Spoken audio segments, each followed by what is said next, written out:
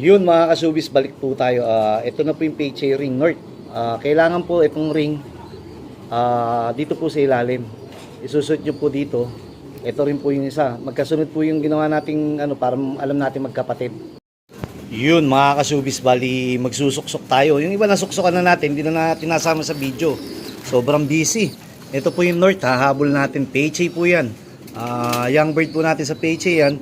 Siguro magdadagdag na lang tayo ng all bird sa PHA para medyo mas may edad ng konti. Pero 2026 born din. Ito yung south natin, MacArthur saka young bird natin. Yan, tapos mag all bird din tayo nakakombine ng MacArthur. Bali, suksukan po natin to. Anak po to ng mga Nui Golden, yung Stitch saka cross 8 Tacloban, cross kapatid ng tawag dito ng champion ng Calbayog, tapos MacArthur finisher. Yun, dugong bite po yun ng dugong Basco Batanes champion po yung cross inbreed Stitch, Lola Stitch MacArthur 2005. Then ito pa po, maliliit pa sila, susuksukan na natin ito mga baluga. Lalaban natin ito, TAC 14, TAC 41, then yung isa TAC 15, tapos dun sa kay Miss kay Victor Lim Super Mommy. Yan, isa-isay na natin. Ito, nalagyan na natin to. Nalagyan na natin. Then ito, lalagyan pa rin po natin to. Ang dami yun, 30 piraso eh. Ayan po, lalagyan pa rin po natin yan. Isa-isay natin. Ito po yung anak po na ito, nagdumulo ng Calbayog po. Unfortunately, sa tatlong kinarga namin, isa yung pauwi namin, puro dugong Basco Batanes champion, Basco ni Jaime, ni parin Jimmy, cross crack 52. Ito pag-iisipan ko, kasi medyo delikado. Inbreed to eh.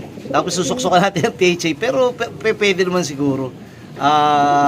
Subok lang, kung mawala. Pero kung kasi minsan, naniniwala po ba kayo sa inbreeding? Sa 8 magkakapatid niya, may lalabas na ginto talaga dyan.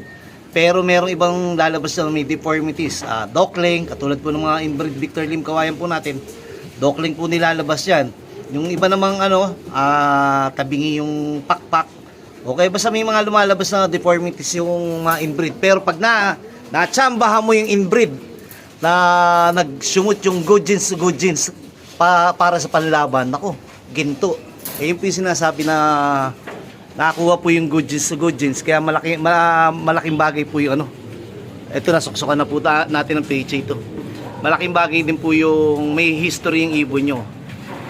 Ito, Victor Lim kawayan, cross Super Mommy, Victor Lim. Then ito po, kapatid po ni Tansito. Nanay tatay po nito, 12 trophy. At ito, kukunin na natin yung mga iba nating pang, alam ko, hindi pa pala kala ko to. Kala ko naka WPFC, pareho pa lang na PHA commercial. Pwede po nating ilipad to. Dahil mag-e-entry po tayo sa Kalapatids. Susuportahan po natin Kalapatids. At susuportahan natin yung sinasabi nilang BBC OLR. Nakasuporta rin po tayo sa wallop ni John Alegre. Ayun po, malay nyo, madagdagan pa po. Basta tayo lang po hanggat makakapagsuporta dito sa ating pigeon industry, susuporta po tayo. At may sinusuportahan po tayo. Yung pagtulong ko po kay paring Egayap, Egay Harin, sorry. Nagpadala muna po tayo ng 6K, then saka natin papalo upan. Then pa po tayo, kasi may nakasabay yun eh. Tapos meron pa, basta sigurado yan, papadala natin yan, hindi matatapos. Napadala na pala, sorry. Yun, tapos nagpadala nga tayo doon. Then mag-out naman po si Bite. Hanap po tayo dito ng pang-out para naman po sa aking mahal sa buhay. Magbe-birthday po yung aking dalaga, si Ate Sirin. Hanap po ako dito. Basta unahin ko muna po yung doon sa pagtulong, then sa ako'y po yung para po doon sa aking dalaga. April 3 pa naman eh. May ilang araw pa po ako para po doon sa aking anak. Unahin po muna natin yung nangangailangan talaga. Sige po. Ayun nga pala, nakakalimutan ko yung nag-PM po sa akin na bata na nasa ospital. Natabunan na po yung natabunan na po yung inyong mga messages sa akin. Pwede nyo po bang i-PM po uli ako dahil pag may sumobra po agad dito sa aking lambing, isusunod ko na rin po kayo. Ito yung panlaban po natin, dadalhin po natin sa kabila. Ayan po, MMFC po yan. Then Ayun po yung pagpipilian natin. Ito pagpipilian natin. Pero yung isa dito kay paring Jamie ni, kaya hinilid. Pagpipilian po natin ng pang oiler yan. Kaya puro naka-marking yan para pwedeng ilaro sa oiler. At ito pang oiler to. Pero yung taas, pantago ko yan. Tinanggal ko na yung iba kong pantago. Nandito na rin yung iba. Kita nyo. Meron ako dalawang nilagay dito. Golden. Ayan, magkapatid. Ayan. Ayan, hindi na po pwede lumabas sa loob ko yan. Saka yung isang blue bar na yan. Dito na po tatanda yan. Anak po ni Miss Basco. Cross bunso. Yung Tacloban Clacker winner natin. Ito po. Anak po nito. Kasi tumatanda na ito na po si Miss Basco. Tumatanda na po kasi siya. Pero may similya po yung dalawa niyang anak. Ito si Tacloban winner. Ito si Miss Basco. Yan, hanggat maaari, pantabi na. Kung sobra ng 4, siguro pwedeng ilaban pa. Pero sa ngayon, dalawa pa lang yung natabi ko. Kasi bagong clutch pa lang po sila. Ibig sabihin, pangalawang clutch pa lang to. Magtabi muna tayo. Katulad po nito, nagdidelikado na. Nung una walang similya, ngayon parang wala pa rin. Kaya nilagyan ko ng ibang itlog. Pasusubuhin ko muna po. Ito yung simpleng pamamaraan. Pag wala pong similya yung kanilang itlog o yung sa inyo pong breeder, pag wala pong similya, subukan nyo muna pong pasubuin para baka, kasi kadalasan kami, pag nagpapasubo, biglang susunod na egg, fertile na uli. Andali po, hahanap muna po tayo ng iba pa nating pwede ditong ipanlambing. Sige po. What's up mga kasubis?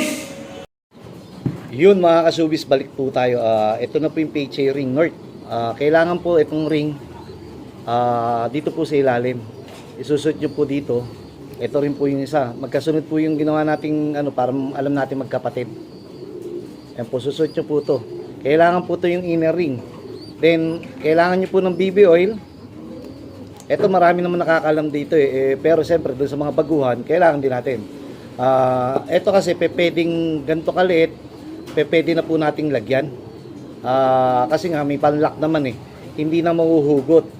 Papakita ko lang po hindi na yata makikita ng ito po, lalagay ko na po. Yun. Bali, ito na po yung inner ring. Ito po yung PHA na natin, young bird.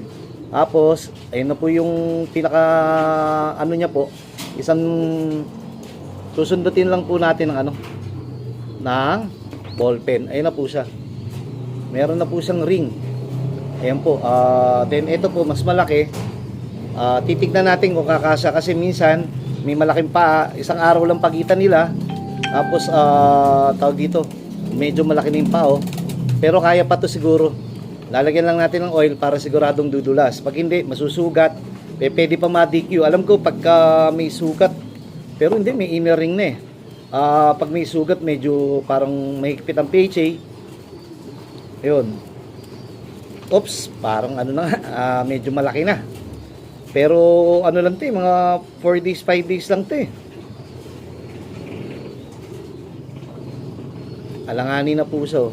Ito papasok po to tignan nyo. Papasok po to makakapasok po itong isang daliri. Isang tanggalin ko muna po to Papasok po to. Ayan.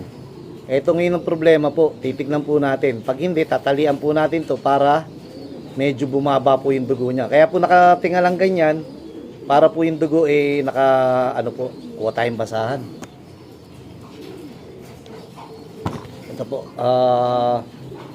Dahan-dahan po. Dahil pag hindi po nyo dinahan-dahan to, pwede po magdugo, pwede mga aksidente, maputol yung daliri. DQ na. Naku, parang hindi po papasok. Isang pilit pa po. Tignan natin.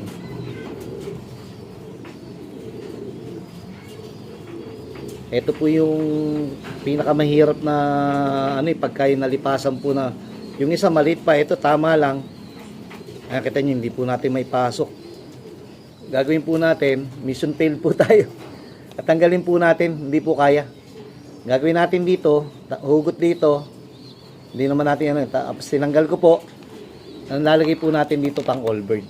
Pwede rin naman po yan. Pag sinabi pong all bird, ito pong ring na to, PHA din po to. Sa kanila din po galing to, i-all bird na lang po natin. Kung sakali man, pwede rin po ilaro ng OLR. Ayun po yung kinaganda ng gantong all bird. Pwede po sa OLR to. Basta 2026. Mamaya po natin ito, pakita ko na lang po. Ito na po.